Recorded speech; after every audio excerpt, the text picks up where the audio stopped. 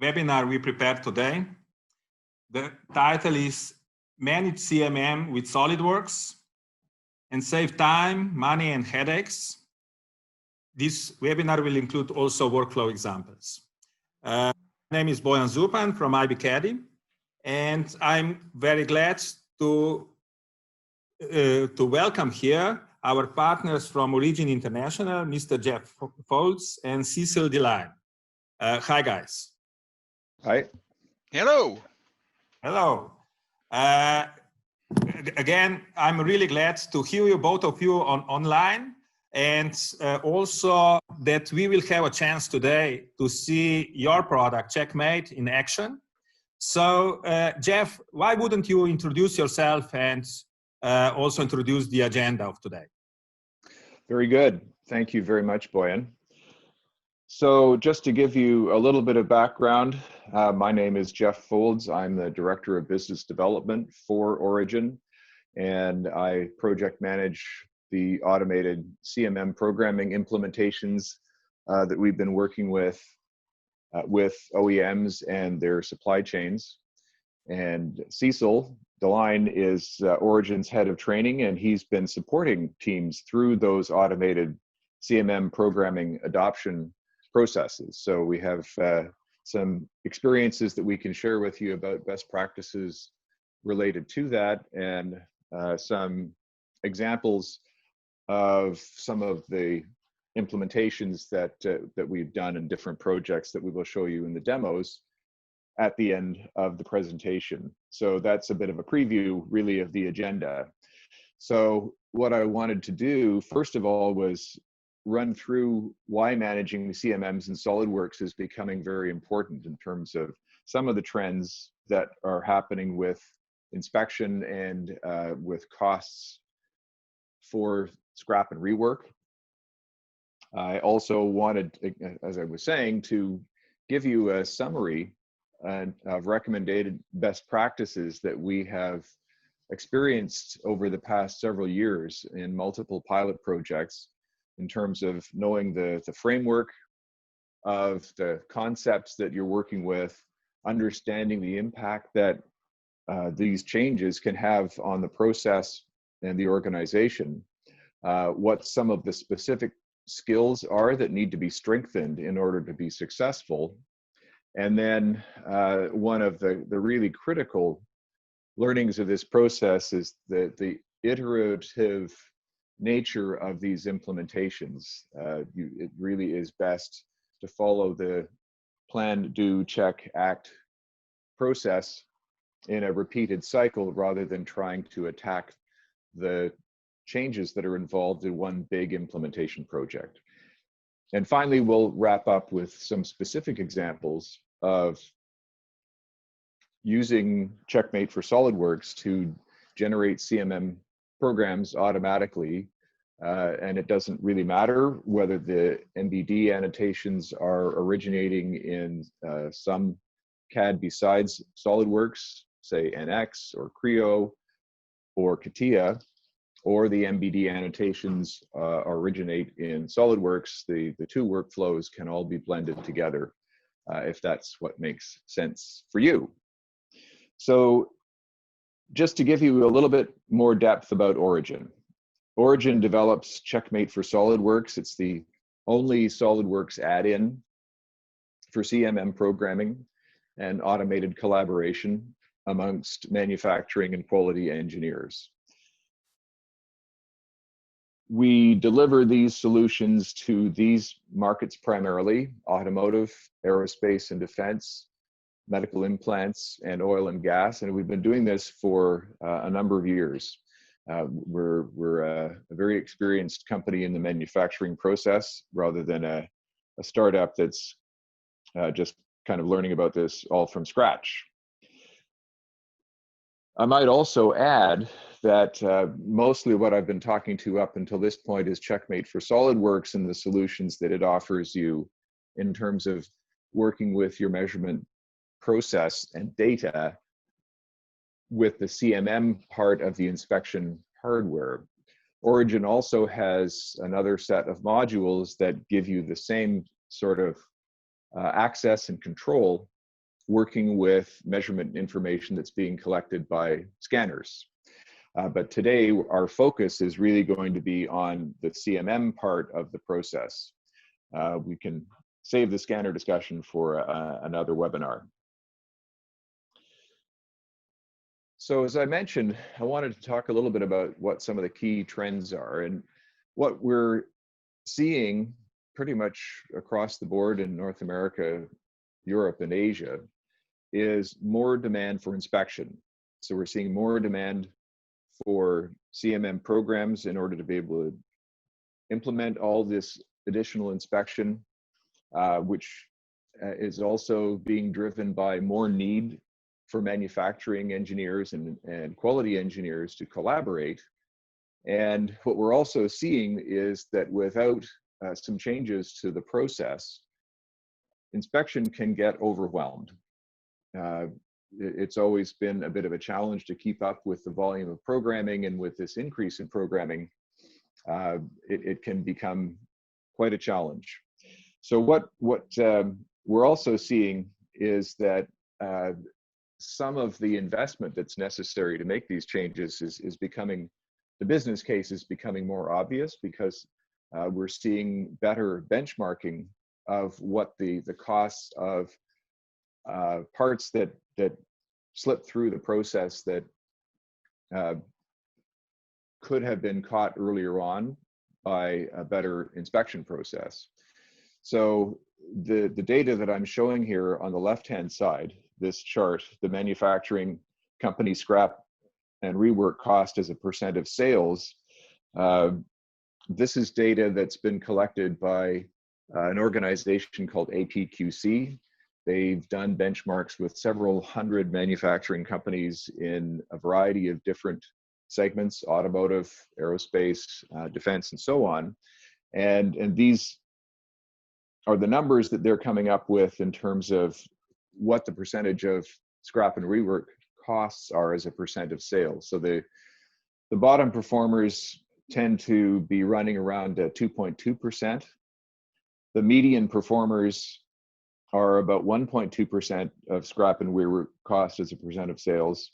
And the top performers are up in the 0.6% area. So a considerable spread in terms of performance. And you can see on the right-hand side what sort of impact that can have depending on the size of the company and the potential for savings that they have before them by being able to improve their performance in these areas. So if you're a 50 million euro a year company, you've got a potential savings of 800,000 euros looking at you by moving from this bottom performer segment up to the top performer segment.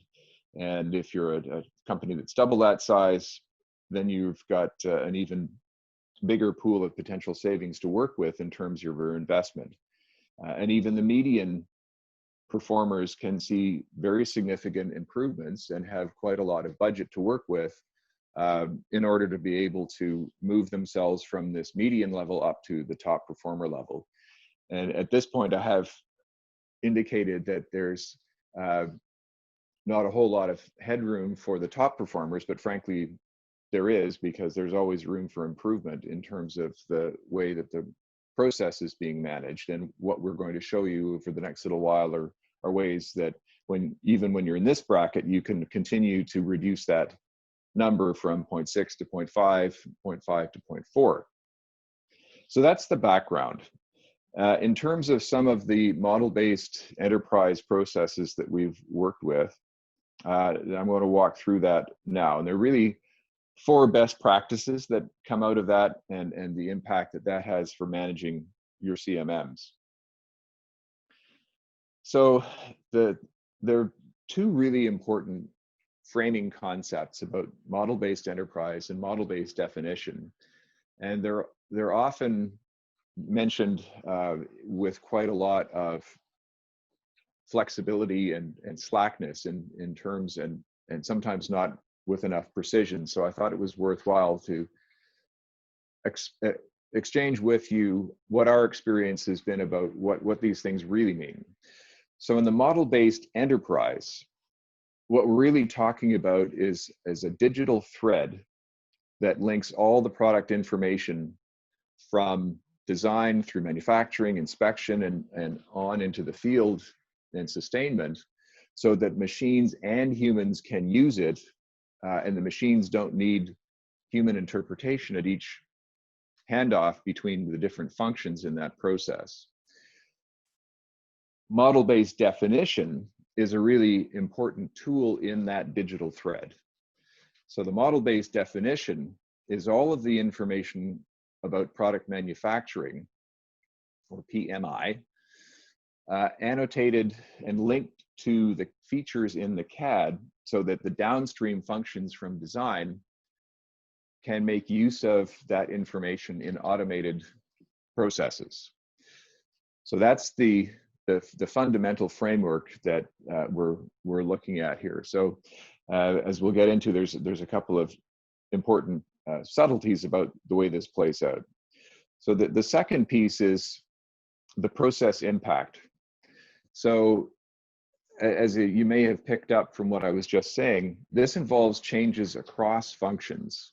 So design and manufacturing and inspection and sustainment all have to work together in somewhat different ways than they're accustomed to. So it's a process change, and that means it's also a culture change, because culture is really how things get done in an organization, and many of those rules may not be written down. So this is why it can take some time to implement these kinds of changes and see the full benefit. And it's additionally, the costs and the benefits are uneven. So design, initially, it looks like many companies spend a lot of time focused on eliminating drawings from design, and that turns out to be not really the issue. The issue is that designers spend a lot of time explaining design intent to people in manufacturing and inspection. And with a model-based definition released to those functions, it saves an enormous amount of time for designers that no longer have to spend all that time explaining the design intent because it's very clear. Manufacturing and inspection often may not have to spend as much time as designers do to implement some of these tools, and they see some immediate improvement in terms of automating their processes. So the final piece of this is that when design intent is machine readable, this changes the relationships between suppliers and their OEM. So it's really important to take this as a two-step process. In many organizations, we've seen try and start with with their suppliers and their own organization before they've really understood the impact on their own organization. So it's important to sort out your internal processes first, and then bring in procurement and suppliers after you really understand your internal processes. So as I was mentioning, there's some skills that need some development to really make this kind of a process work. CAD skills may need a refresh because the way that some of the modeling techniques are applied may have to change somewhat in order to be able to produce models that are really suitable for downstream reuse. And as I was mentioning, it's not a focus on eliminating drawings.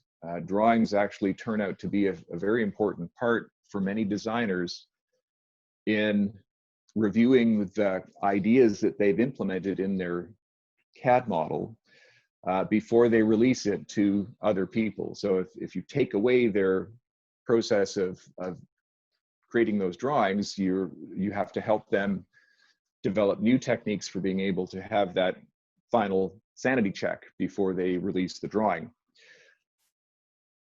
All functions, whether you're talking about designers or people in inspection or even people in manufacturing, probably need to have a refresher on their GD&T skills. And good trainers that can do a really good job of training GD&T are fairly hard to find. And if you find a good one, it's usually what you'll see is that they're very focused on the practical application of GD&T to the specifics of your company, rather than the more theoretical application of the principles of GD&T. I mean, that eventually comes out of the process, but it really takes some very specific examples to show people how the GD&T thinking has to change some of the ways that they think. So finally, as I was saying, this is really an iterative process, and consistently people wonder, should we do several pilot projects or just one big project all at once? And what we've found is that a series of pilots with postmortems after each one to capture lessons learned and share them with everybody that was involved in the process are the best route to go. As I was saying in the previous slide, do you include suppliers right from the start? And sometimes you'll hear that's recommended. What we've found is that we really need to be focusing on learning how those internal processes and skills change first before introducing the people in the supply chain and the people in your organization that support those people from the procurement point of view. Time frame is also a fairly important consideration here, is in terms of how fast can you move to implement this kind of a project. And what we found is that MBE can often be a multi-year process. It takes some time to work through these iterations. So depending on where you are in the supply chain, if you're a sub-tier supplier and your customer comes to you and says that they want to get you involved with their model-based enterprise implementation, then you may be able to get that implemented in less than a year. But you can be pretty certain that the OEM has spent quite a lot of time getting ready to be at that point. If you're the OEM and you're just starting, then it's going to take some time. So that's really the context in terms of CMMs and you know, the role that CMMs and inspection, generally speaking, plays in this process. Because what we're seeing now is that with model-based definition, processes in the inspection function that used to be only executable by human interpretation are now processes that can be automated. And this has a big impact in terms of how quickly the inspection function can generate programs and execute the results, and how responsive they can be to the needs of manufacturing. So that's really where we're going to bridge over here to the demo part of the conversation and CMM programming in this environment. So there's a couple of different workflows that we're going to show you today. One is a workflow starting here on the left, where you're working completely within the SOLIDWORKS environment. So you're working with DimExpert and MBD annotations that were added in SOLIDWORKS, and you want to generate a program in your CMM and then get the results back. So the product definition would all be done in SOLIDWORKS, as I'm indicating here. And this would be the CAD, the MBD annotations to the CAD, and the addition of tracking information that you want to have to triangulate these results as you go along in an automated way in terms of part numbers and unique identifiers attached to each feature and each part. So then that information is handed off for the development of 3D manufacturing and inspection plans. And this is the sort of thing that we're seeing getting used now for dies and molds and weldment processes, casting and forging processes with secondary machining and just precision machining processes. And that means that you can basically generate a single program that you can output to a wide variety of CMMs. The other workflow that we're actually going to start with is the workflow where the authority CAD might be NX or Pro-E or CATIA. And then it's imported into, and its MBD annotations are imported into Checkmate for SolidWorks after it's been validated at the Authority CAD side. Once again, you generate the 3D manufacturing and inspection plans for that same range of applications in Checkmate for SolidWorks and output a program that you can use on a variety of different CMMs. So at this point now, I'm going to turn things over to Cecil, and he's going to take you through the actual demo. So I'm going to hit stop sharing. Okay, well, hopefully everybody can see my screen. I'm sharing the screen. Again, my name is Cecil, and I'm going to be taking you on a little tour of a couple of different methods that we use to generate inspection programs for the CMMs. So I'm going to start off with this. This is kind of a turbine blade part we have, and this was not, you can see there's MBD on the screen here, but this particular PMI was not created within SolidWorks. In fact, over on the left-hand side, if you're familiar with SolidWorks at all, there's a little tab here. This is called the DIM Expert Manager, and this is where you would see all of the PMI annotations listed here if they were created inside of SolidWorks. So we used a third-party add-in called FormatWorks from CapVidia. And what that was, we imported the QAF file. The QAF file contained this CAD that you see in front of you and these annotations. So we're starting off with the workflow of starting with a QAF file that contains all of these annotations. So this is all I've got in the file here. Nothing, I haven't done anything to it yet. So I've just opened this file. Over on the right-hand side, okay, you can see we have this little box over here, and it says up at the top, Checkmate Default Program. This is what we call our programming browser. So when we generate the inspection program for this part, you're going to see it graphically on the screen, but you're also going to see it listed in this programming browser, kind of like a tree function. So you're going to see all the measurements, probe moves, probe rotations, you know, datums, all that kind of stuff will be listed in the order, and this would be the order of the program. Although at this point we're not going to create any actual CMM code until we have a completed, finished graphical program that we're happy with. Okay, so, and this is also a very powerful editing tool, although we probably won't need to do much editing to the actual program because as Checkmate is creating the inspection program, it does a pretty good job of fine-tuning it and optimizing it and all that kind of stuff. So without further ado, I'm just going to go up here to the up to our ribbons here, and you can see we've got a bunch of ribbons here. This is again, Checkmate is an add-in to SolidWorks also, so we have all these ribbons here. You can see, you know, scan, edit, modify, measure, probe, construct. These are all kinds of different ribbons that we have up here to help you program.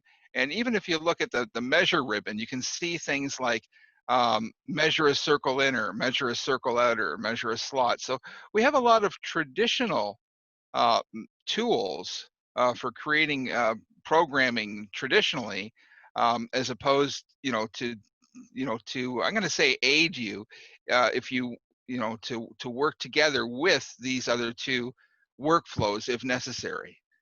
I'm just going to refresh my browser here. It's got some stuff on it. Let me just, there we go, that's better.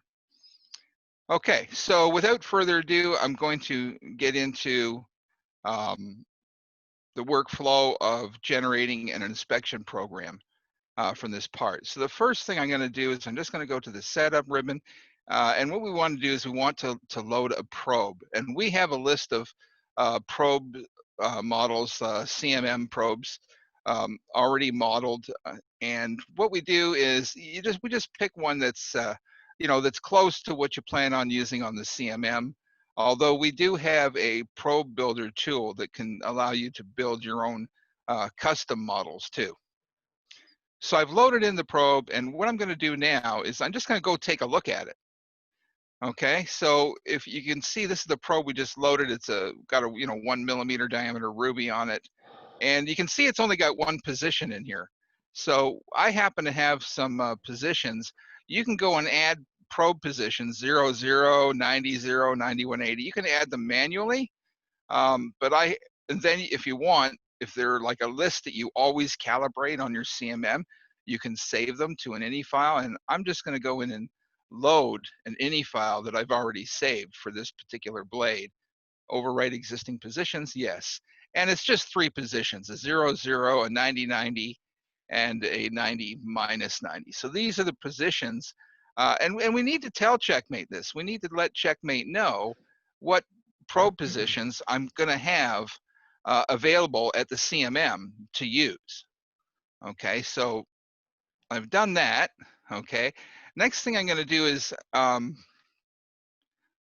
you can actually look, you can bring in a fixture. You can model your own Checkmate fixture. And I just imported that into the file. And basically the reason for this is just to kind of, it works with collision detection to make sure we don't crash into anything, having this fixture in here. Plus I brought this in here for you guys to kind of, see how they plan on sitting this, on the CMM itself. So you can see this front face here, okay, is going to be at the front of the CMM. The side face over here on the right side will be on the right side of the CMM. Okay, so we've loaded in our fixture, and what the next thing we want to do is we actually want to tell Checkmate how this part is sitting on the CMM. We know how we want it to sit on the CMM, but we have to tell Checkmate how it's sitting on the CMM. And the way we do that, okay, is we've got this big drop down here. You'll notice that in the bottom left corner, before I get too much, you'll notice in the bottom left corner of the graphics area is the part coordinate system. Okay, so you've got this part coordinate system, and we also have a machine coordinate system. So for example, going up, I'm going to say, on your machine would be, let's say, the plus Z direction. Okay, on this CAD model, we've got, it's actually plus X going down, so going up on the CMM, Z is actually going to be the minus X. So what we do is we have all these different options in here of orienting the part, basically comparing the part axes to the machine axes. I could set it on its side, I could set it upside down if I want. Like there's basically all kinds of options in here, and there's even some custom ones.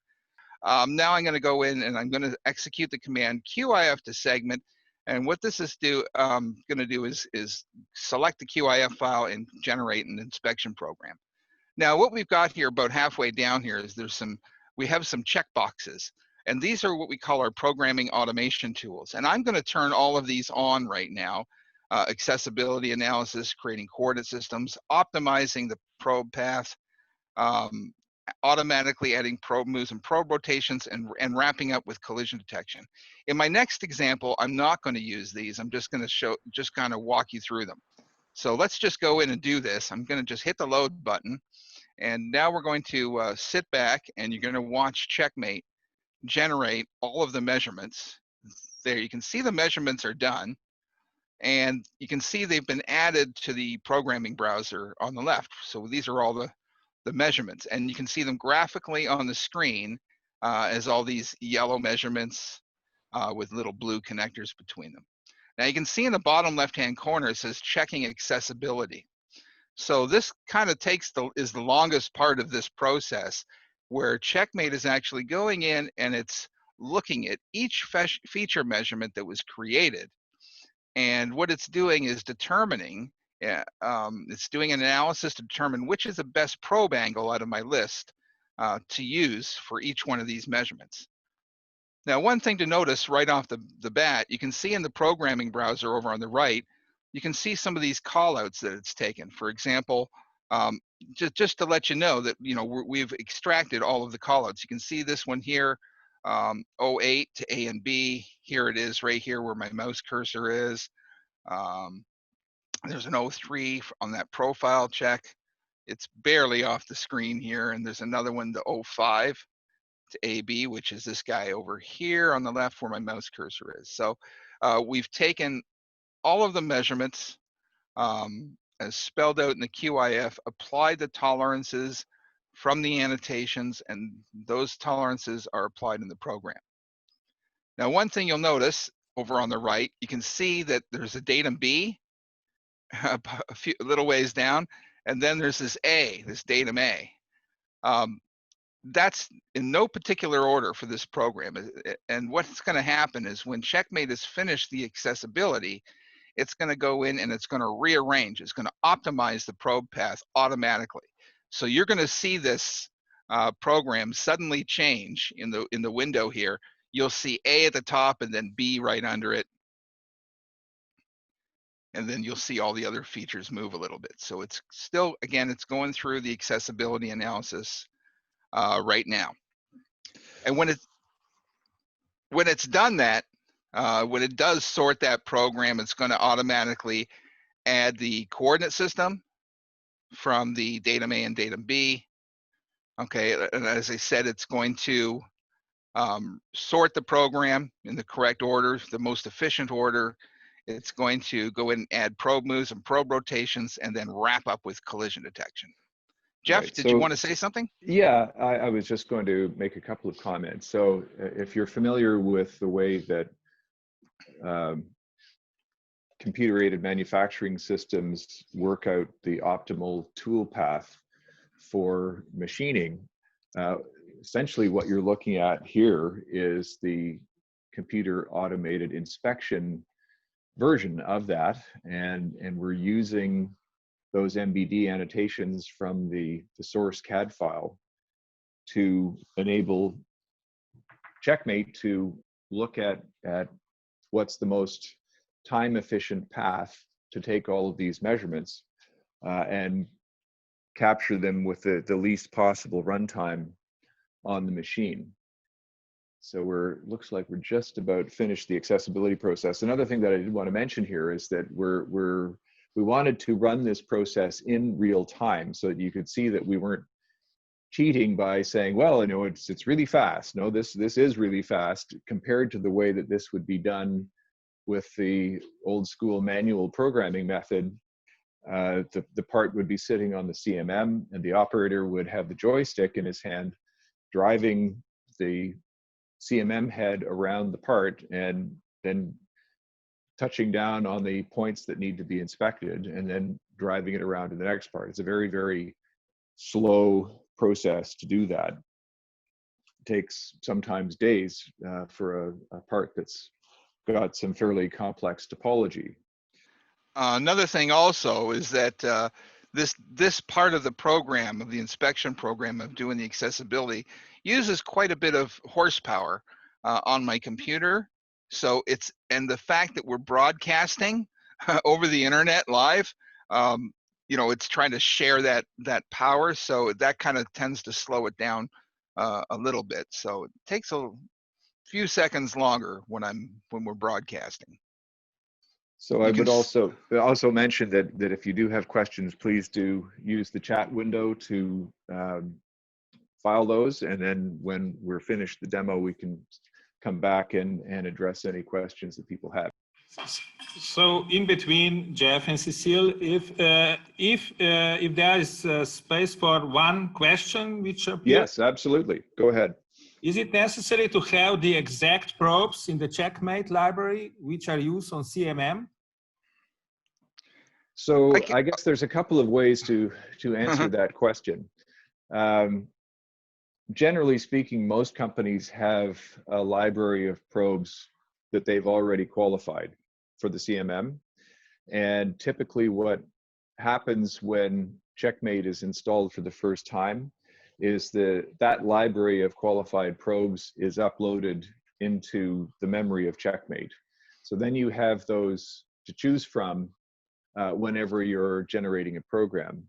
Maybe there any other thoughts that you have on that, Cecil? Yeah, well, I mean, again, we have, like Jeff said, we have some probes that we've already modeled that come installed on Checkmate when you install it. But I generally find that you just have to find something that's close. Okay, I usually try to get the probe diameter the same. If I know I'm using a 1 millimeter diameter ruby ball, then I'm going to look for one that has that and try and find something that's got extensions close to what I'm using. The real thing is, especially when it comes to accessibility analysis and looking for collisions, if you select a probe that might be a little bit bigger, then you're safe, right? If it's a little bit smaller, then the real one out on the CMM, if it's a little bit bigger, then you might get a collision when Checkmate said there was no collision. So I find if I'm using basically something that looks similar to what I'm using out on the CMM, that's the same size or maybe a little bit bigger, then I'm covered. But and having said that, there's also the other school of thought that I like to have a probe that looks exactly like what I'm using at the CMM, and then that way we do have a probe building tool that can allow you to build custom probe models. I hope I didn't overkill that too much. No, that's fine. If we So have any other questions have come in, Boyan? we have one more. Yeah. What is QAF format? The Quality Information Framework. So the QAF format is an ISO and ANSI standard for defining all of the information that needs to be attached to the CAD for inspecting parts. So it includes the CAD itself. It includes the MBD annotations that go with the CAD that have specific tolerancing information. And it also can include a variety of other documents, print documents, other text documents, ASCII documents that are related to the description of what's required in order to ensure that design intent is validated. So this is a standard that was developed primarily by industry users out of their experience in working with some of the limitations of some of the other formats that are have been used in the past. So it's now been around for about 5 years almost, and it's a standard that is getting to be in wider use around the world.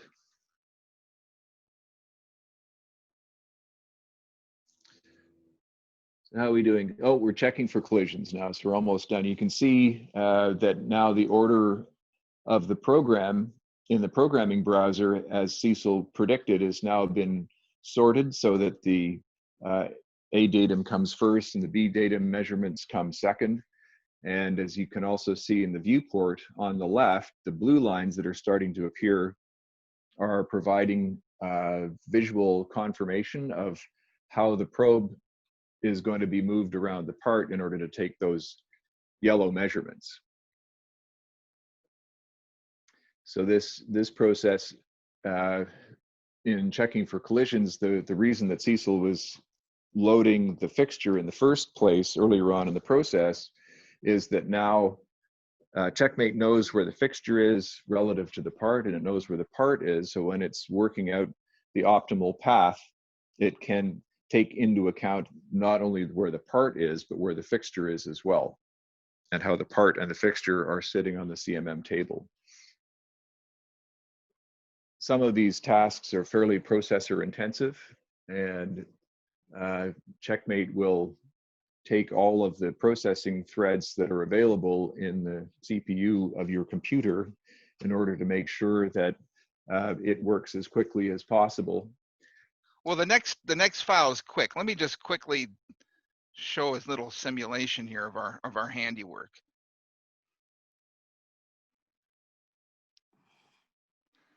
Okay, So so with it's got all CSOL the is probe moves and probe rotations are all part of the program now, and it's all ready to export to a CMM, like Jeff right. said.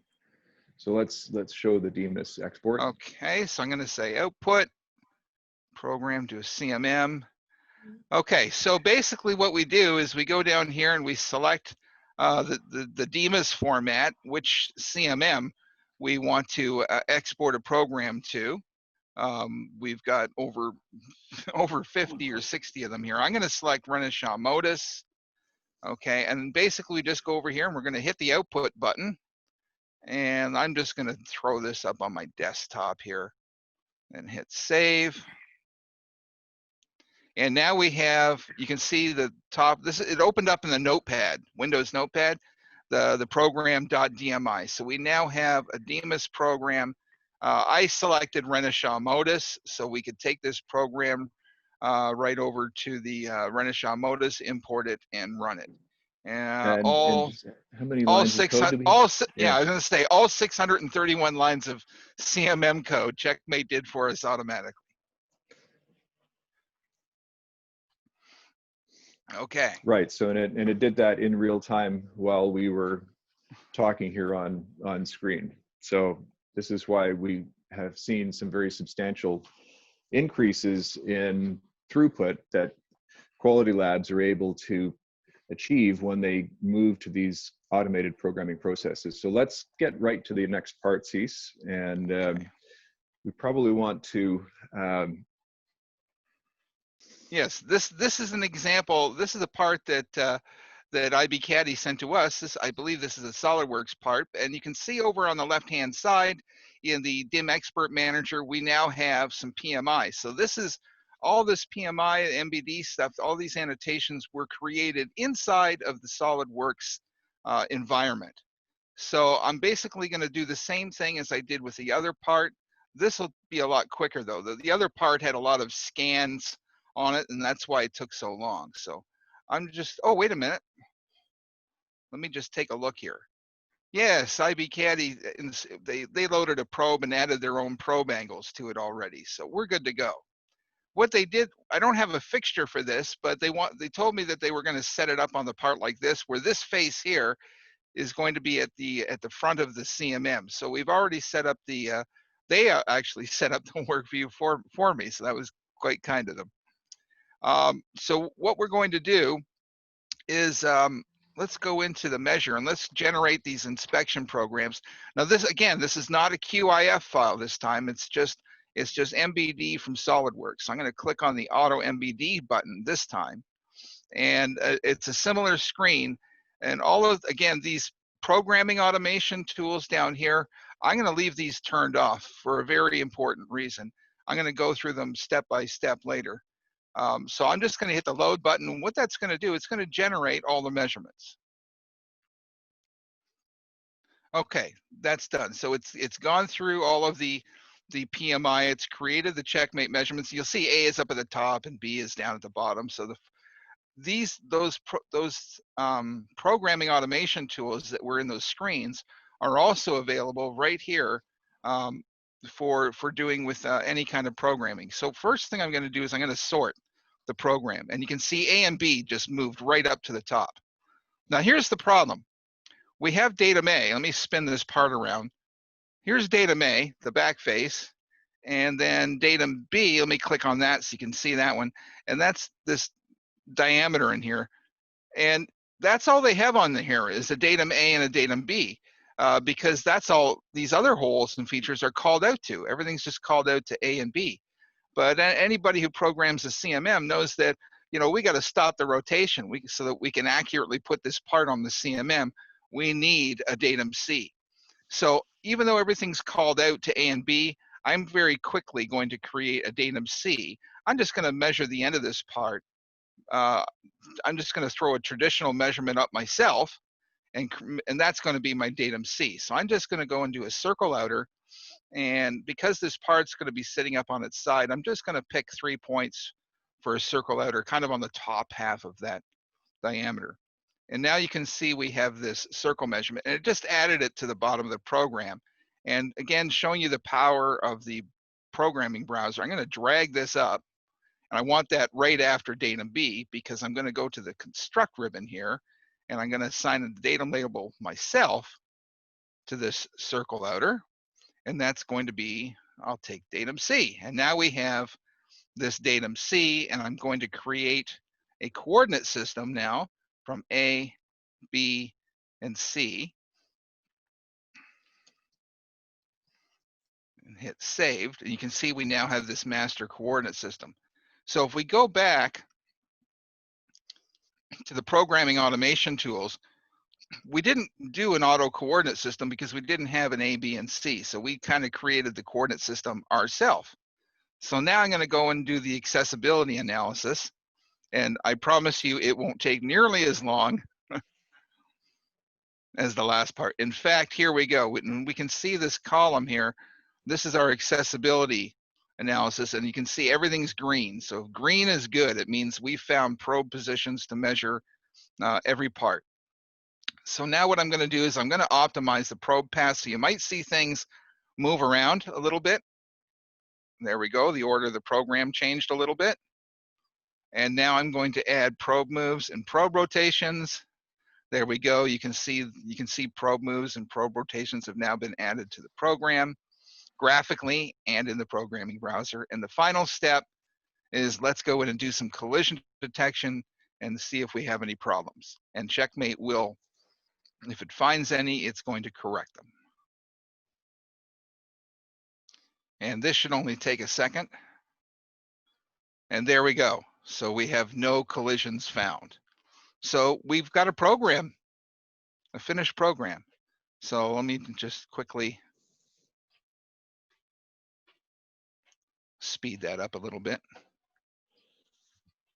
Now this step in the process is typically part of a manual process programming exercise where you want to check everything to make sure that it works. So if you have people that want the comfort of that, they've got this, and otherwise it is, now that Checkmate's already said that it's got a collision-free program, you're really ready to run the program.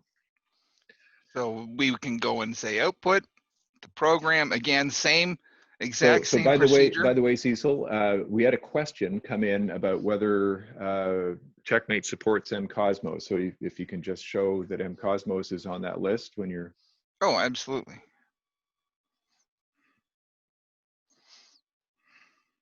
There's the MyCat, and we have mCosmos Pure DeMAS Pack. That's just different versions of the Mitutoyo translator. Right. But so as Cecil was saying, Checkmate supports over 50 different makes of CMM, and all of the major ones: Zeiss, Mitutoyo, Hexagon, Renishaw, and on down the list. And this is sometimes very important for organizations that have to work with older parts that stay in service for many, many years. You often find that the program has to be maintained for a long time. So this is a great tool for being able to deal with those kinds of situations. And there's your program.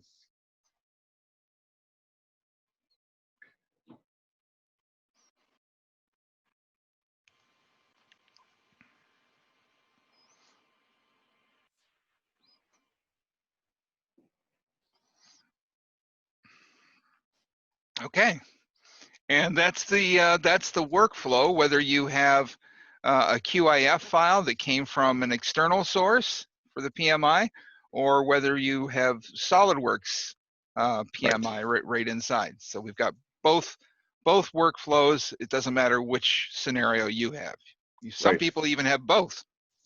Right. Now I'm just conscious of time now. So there's one more question here, Boyan. I see when somebody was asking whether the STEP AP 242 format could be used to import CAD plus MBD annotations from other CAD applications into SOLIDWORKS for processing by Checkmate. And the answer is yes, it can. We tend to, from our experience so far, we've talked a lot about QAF. because we found that the support for QAF is very consistent across the different CAD systems. And we find that sometimes step AP242 works really well, and then sometimes the support between the different CAD applications is inconsistent. And that can cause some lost time when you get to the process of wanting to do the automated programming, as we were just showing here.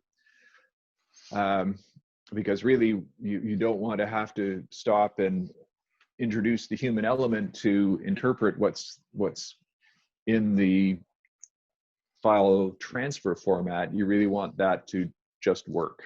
So yes, you can use step AP242, and many companies still do. And we do find that if you're working with a fairly consistent range of parts, you can make a workflow around step AP242 that's quite capable of doing what we've showed here on the screen.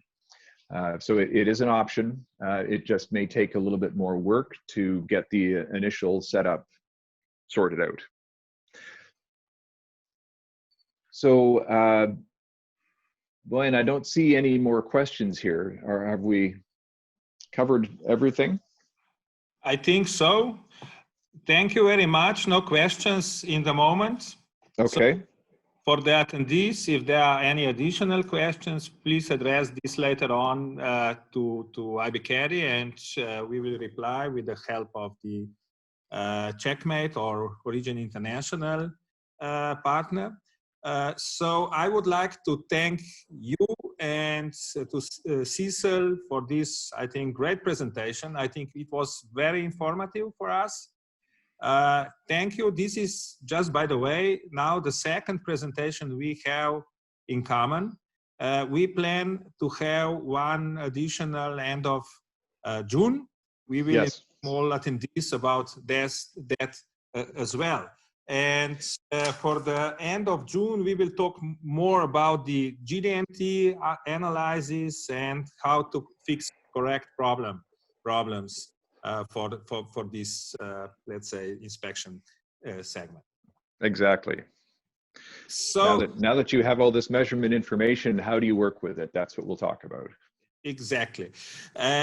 Just by the way, the Checkmate it's a program which is extremely complex. On one side, because it's the task what it's doing is really huge. On the other side, when you start to work with the program, as you see, as we see all of us, the results are practically very quick available. So that is the real strength of this software solution. So again, Jeff and Cecile, thank you. And I would also like to thank all attendees for participation of this webinar. And we will be in touch, I hope, soon. Yes. Yes, please add our thanks as well. Thank you very much for your time today. Thank you for having us. Thank you. Okay. Bye. Bye for now. Bye.